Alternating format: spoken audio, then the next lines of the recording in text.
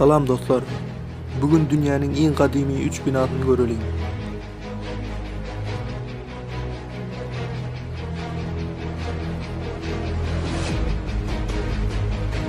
Üçüncü yerde Keops piramidesi.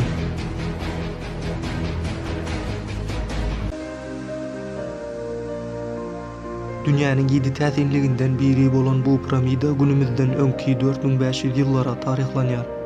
Her bir daşynyň agramy bir maşynyň agramyndan has agyr bolan bu piramida 2 milyon tany daş bloklardan gurulan bolup boyu 140 metre ýetýär.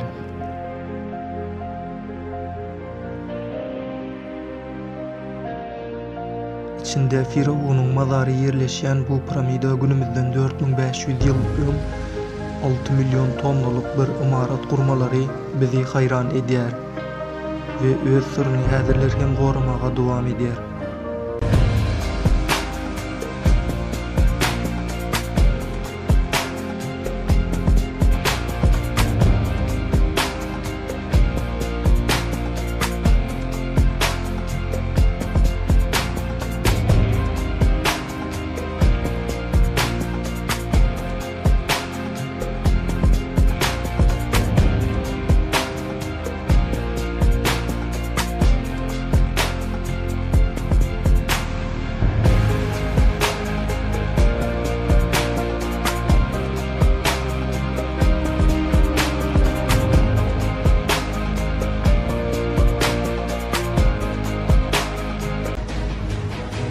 İkinci yerde Britanya'da yerleşen Stonehenge.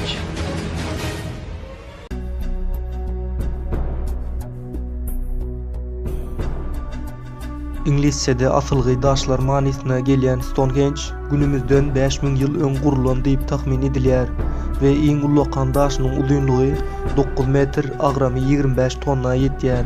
Daşlaryň 30 kilometr uzaklykdan getirilen daşlary belli bir düzgüne göre gurulandygy äşkärdir. Belli bir düzgünde gurulan daşlar ibadatxana, mazar ýa-da gözekçilik üçin gurulandygyny hasaplaýarlar. Bu barada belli bir delil ýokdur. Şonuň üçin de bu häzire çenli sır bolmagynda galýar.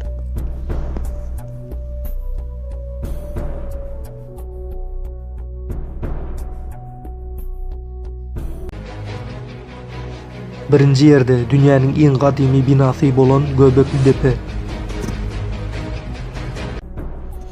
Häzirki Türkiýanyň çäginde yerleşýän Göbekli Tepe neolitik dönemde ýagny günümizden 12 000 ýyl öň gurulan diýip tahmin edilýär we dünýäniň häzire çenli en gadymy imaraty hasaplanýar. Göbekli Tepe'niň tapylmagy daş döwrüne düp göterip ketýär. Çünki bu döwürdäki adamlar avlap göçebe bolup ýaşaýar diýip pikir edýärdiler. Boyu 3 metr, agramy 6 tonna ýetýän daşlardan T harply sütünlerin galdyrylyp belli bir düzgüne göre yerleştirmeleri we üstesine heykelleri de yerleştirmeleri adamlaryň ünsüni özüne çekmegi başarýar. Arkeologlar Göbekli Tepe'däki heykelleri we T harpyna meňzeş agyr daşlary 2 kilometr uzaklykdan getirmeleri we belli bir düzgüne göre kurulan bu imaratyň ibadatxana bolup biljekdigini aýtýarlar. Bu imaraty nirede görüp näme üçin gurandyklary delil ýetersizliginden häzire çenli syr bolup galýar.